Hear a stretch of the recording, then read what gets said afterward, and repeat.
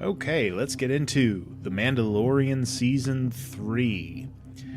So, we've had our episode 1 yesterday, and it was a really good note to start off the third season, too. I think we have a lot of potential. I think we have a kind of a clear path as to how the season is going to go. Again, it's only an 8-episode season, like the first and second one were. So we have a very limited amount of time, and very frustratingly so, because these episodes are also about 30 to 40 minutes. So we're not getting very much. Now, as a season as a whole, we're getting at least 2 movies worth.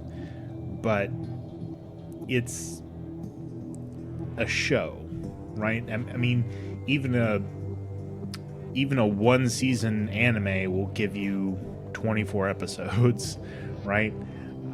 And I get it; it's a multi-million-dollar show per season, but seeing as they're backed by Disney and Disney's got more money than anything, I don't see that as an excuse, really. So let's look at the trailers first. So the trailers did do their job very well in hyping up this new season. We know that there's going to be a lot of fun adventures with Din Djarin and Grogu. They're going to go back to Mandalore. They're going to be going back to Navarro, maybe even Coruscant. There's going to be a lot more Mandalorian warrior dropship action. We do get to go to Coruscant with Dr. Pershing, according to the trailers. Maybe he's going to be a character witness against Moff Gideon. Maybe he's now employed by the New Republic. We don't know. Right? We get to go back to Tatooine to visit the crazy-haired mechanic lady. Maybe we get to see Boba Fett and Fennec Shand.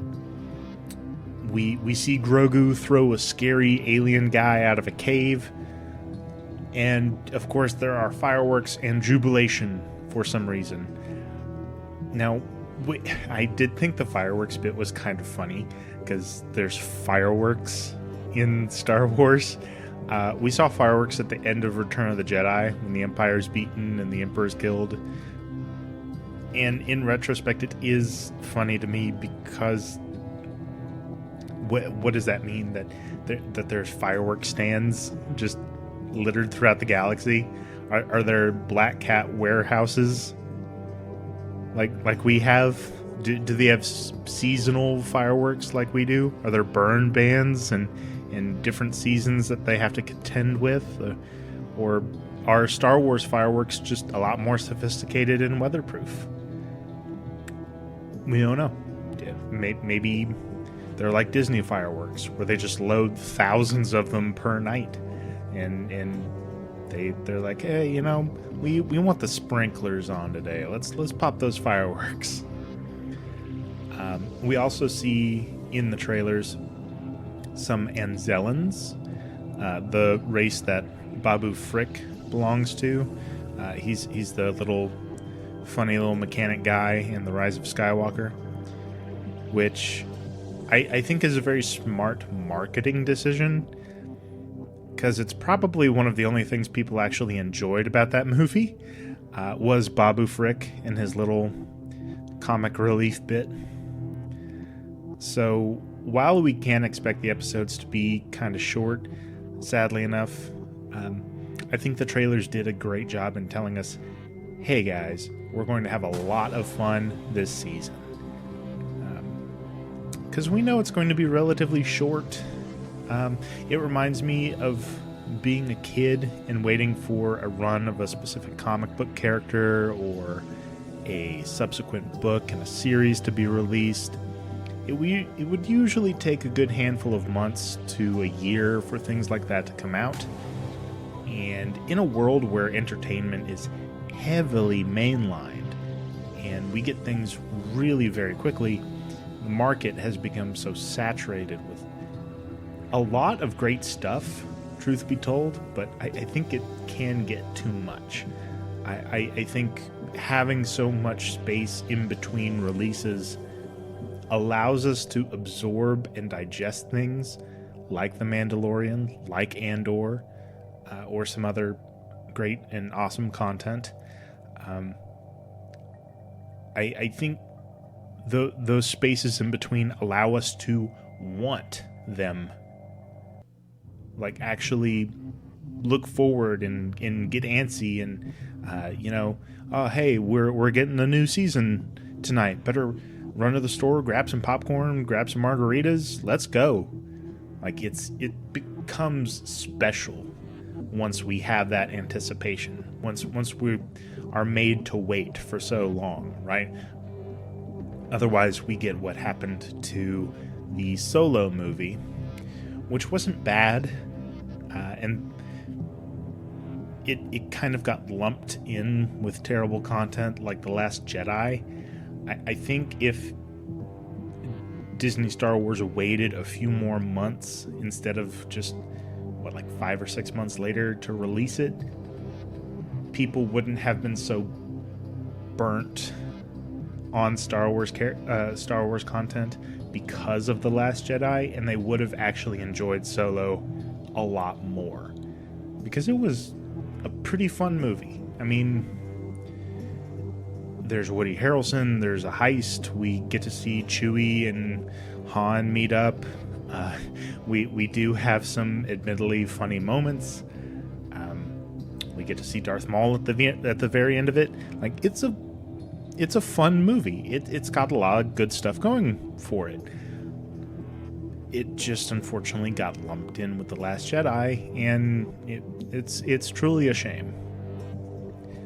So we had episode 1, right? Now, again, being only 8 episodes per season, the first episode really has to set the tone and give us an overall of what the narrative is going to be. Episode 1 for shows like this kind of have to be the thesis episode that the remaining episodes will have to follow. And if I had to guess, I would put forth 3 parts of this episode that highlight the major story points of the season. And if you want to see a show where this doesn't work at all, look at the Book of Boba Fett. Its first episode gave us its quote-unquote thesis episode, but then it just derailed in the middle of it with 2 Mandalorian Season 2.2 episodes, and it really shouldn't have done that, and it kind of helped kill the show. The show was ragged on for a good long while, and it was not great, unfortunately. So episode 1 gave us this really neat opening where we see the Armorer and Paz Vizsla. They've recruited a few squads worth of new Children of the Watch recruits. They all have kind of sparse armorings of varying colors. They're all kind of mismatched and kind of patchwork together. This really gives a feeling of them having to scrounge around to start anew, as the Armorer and Vizsla clearly do not have the resources and means to fully arm and armor a whole new clan of Mandalorians. So they're clearly making do with what they have. And there's this whole ceremony where they're utilizing some baptismal symbolism, with this foundling teenage boy standing at the shores of a riverbed. There's drums and flags, and all of this is to dedicate this young man's life to the order of the Children of the Watch. And when the ceremony ends, this giant Crocosaurus, straight from the Sci-Fi Channel, leaps out of the water and starts trying to eat everybody. Now, weirdly enough, the Mandalorians are kind of helpless against this beast. Their blasters, grappling cables, and explosives, all have hardly any effect. And it was at that point that I was kind of like, oh, okay, of course.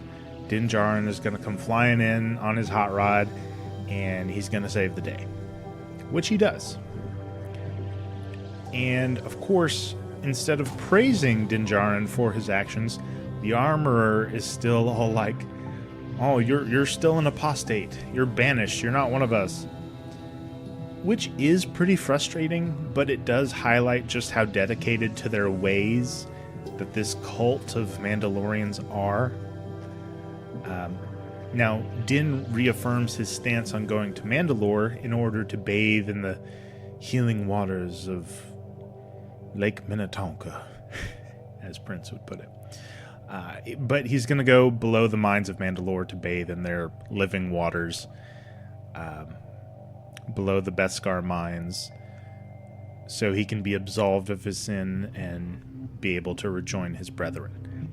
Again, with the whole sort of Christian mythos, baptismal cleansing of the soul kind of symbolism, which I'm not averse to. I mean, George Lucas used a whole bunch of Christian symbolism. He used a whole bunch of mythos symbolism in general. So I think it's not unwarranted. I think it has a proper place in Star Wars. And it's actually does go along with adding some depth and some weight to the characters and what they have to achieve and why they have to achieve it, right? Now, the second big part of this episode is when Din visits Navarro and his old friend Greef Karga. So he goes to Navarro and he's trying to get the IG-11 droid back from the first season that blew himself up in order for Din and Grogu and Greef to escape the stormtroopers. Now, while he attempts to put IG-11 back together, the assassin droid reverts to its old programming and tries to kill Grogu instead of going to the programming that Quill had put in the droid in order to be like this nanny protective droid for the Baby Yoda, right? And after Kargas's service droid crushes IG-11 with a bust of him, Din takes the remaining bits and pieces of IG-11 to a droidsmith shop run by some Anzellans. And we get this kind of comical Muppets style shop for these little Anzellans, and they tell him that they can fix him. They can fix IG-11, but they need a specific part. So they give Din Djarin the side quest to go on, and I know I'm kind of aggravated that in such a short season for this really short show, he has to be placated with these side quests. I don't know why he needs IG-11 specifically. I mean, Greef could probably pair him up with a couple of pretty reliable gunslingers or something. I mean, Navarro has gotten to be a pretty big and prosperous system, so why he specifically needs IG-11, I don't know. But yeah, side quest, here we go. Now we also see that Greef has a bit of a pirate problem, as there is this pirate gang complete with a squadron of fighters, a small capital ship, and a swamp thing looking captain hanging out in some asteroids near the planet. So I think maybe Din will be leading a group of Mandalorians to Navarro to help Grief rid his system of pirates, seeing how there's no replacement enforcers left for whatever reason after Disney fired Gina Carano, and there's no Cara Dune to patrol the system.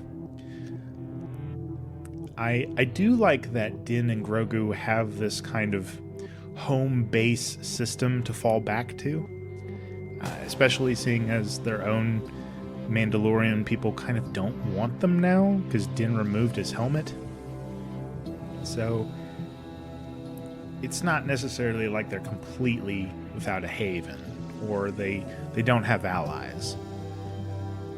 But I think maybe Navarro becomes a sort of protectorate for the Mandalorians because if their homeworld does turn out to be inhabitable and inhospitable to living beings, and the Mandalorians aren't able to salvage it at all, maybe they go to Navarro, save it from the pirate swamp creature captain, and in his kind of thankfulness to Din and his people, he says, hey, why don't I give you guys a job in like houses and things, and you can protect this planet, and this planet can become your new homeworld. Why not? I think even if Din doesn't go along with it, I think there would be a good amount of Mandalorians who would. So, yeah, I think that would be a pretty satisfying thing to see the Mandalorians retake their homeworld. But seeing a couple of them kind of band together to fight for and claim a new homeworld for themselves, where the people of the planet do end up welcoming them and working with them, I think that would be a nice chapter in the saga of the Mandalorian peoples. Though I do doubt that we would get anything nice and rosy like that, especially considering the kind of people Mandalorians are, right? They're very rigid and warrior-based. They have this warlike culture, so things hardly ever go smoothly for people who embody all of those traits. This episode is brought to you by RT Book Reviews.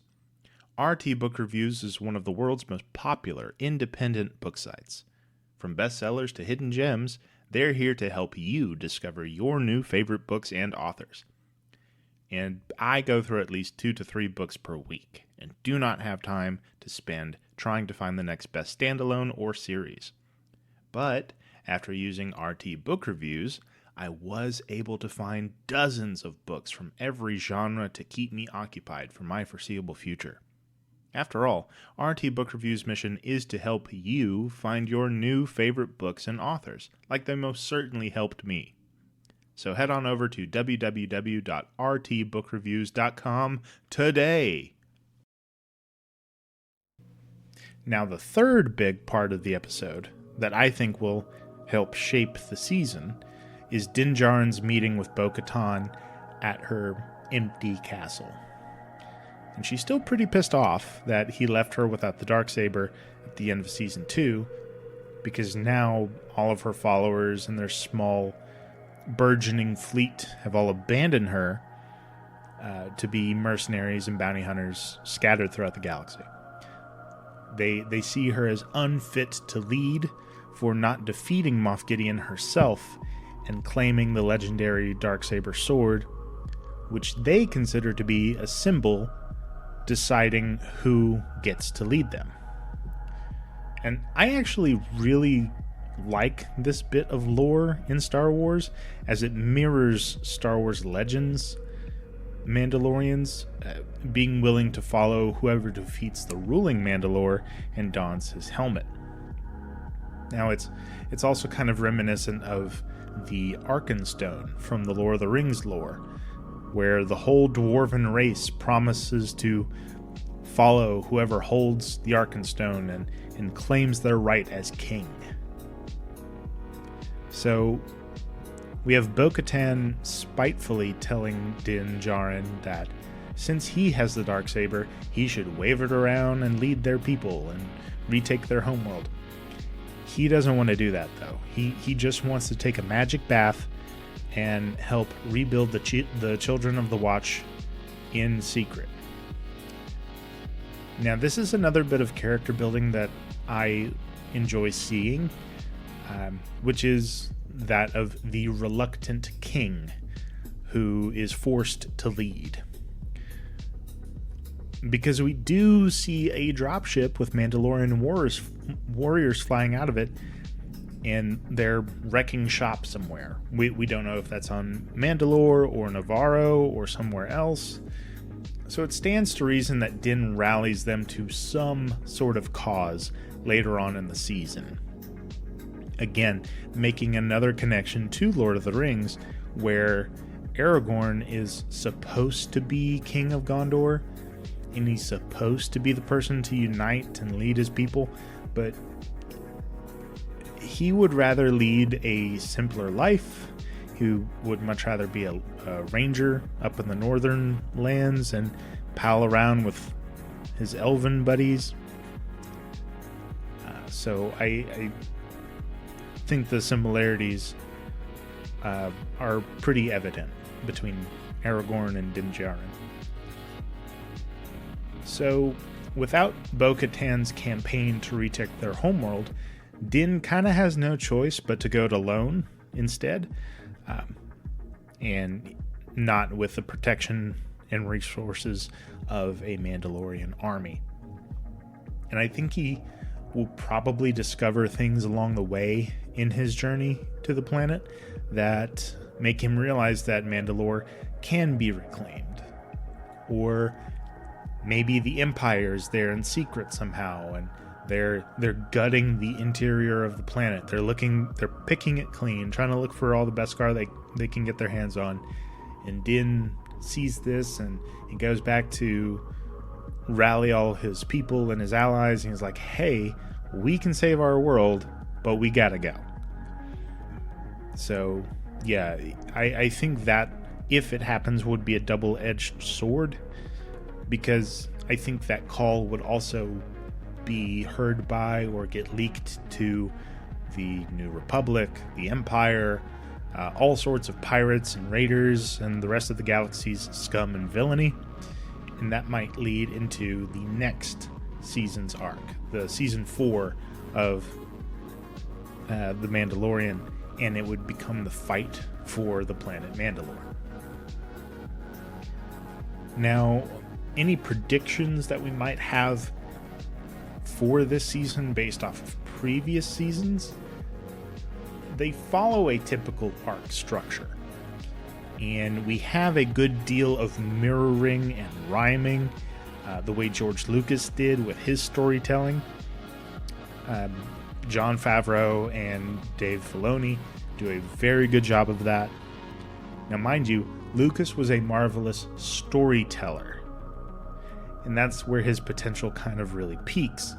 And he has admitted himself in interviews that he's not really an actor's director. He's a storyteller first, which makes Favreau and Filoni's involvement all the more potent and vital for shows like The Mandalorian to be a success, because they have become proven directors, right? They've managed a decent enough range of projects that anything that they're a part of is almost assuredly going to be enjoyable at the very least. But as far as predictions go, I think overall we're going to get the next big step in Din Djarin's evolution as a father figure, a Mandalorian, and now a leader. Is going to be the next big step in where his story leads. Albeit, he might be a reluctant leader, but I think that's what's going to make him great at it. He doesn't want the power. He doesn't want the position. Just like how he didn't necessarily want to be a father figure to Grogu, or how he never wanted to be the wielder of the Darksaber. And now he wrestles with what being a Mandalorian means to him versus the people he feels he belongs with. It is also interesting to note that in Legends, the old expanded universe, we have another reluctant king figure, a man who would rather keep on the track of being a bounty hunter and later a resistance fighter, Boba Fett. He was called to be Mandalore, to lead his people, which he did with some chagrin and convincing from his family and his allies, in order to fight against Jason Solo and his Galactic Alliance in the Legacy of the Force books written by Troy Denning, Aaron Alston, and Karen Traviss. Now, I think it's safe to say that in this Star Wars series, we want to see just that. A war. It's an underlying, understated point that we haven't had an actual war in hardly any of the Disney Star Wars content. Sure, we've had plenty of conflicts and fights and skirmishes, but a war? No. Hardly any at all. So, with a cadre of some of the coolest type of characters that we have in all of Star Wars, the Mandalorians, that would be a great war to have against some of the remnants of the Empire, or pirates, or the Hutts, whoever. It would be so much fun, and arguably some of the greatest Star Wars content of all time, which we could get, seeing as we have characters like Grand Admiral Thrawn being confirmed as being out there somewhere. There's, like I said, also a bunch of Imperial remnants and warlords and cartels. They're all vying for power in a galaxy that arguably has this enormous power vacuum, even 5 years after Endor and the death of the Emperor and Vader. And another thing I think people really want to see is the use of the world between worlds seen in Rebels, particularly by a character like Ahsoka. And why they want to see that is they want to see her kind of wind up somewhere in the past, where it is now entirely possible for us to get a new and separate timeline that is not riddled with terrible and stupid events like those in the sequel trilogy or in the Aftermath book series. We could potentially get a whole rewrite of those tragic mistakes, though I highly doubt it would happen. But the possibility is real and it is tangible. Now, what am I not excited about?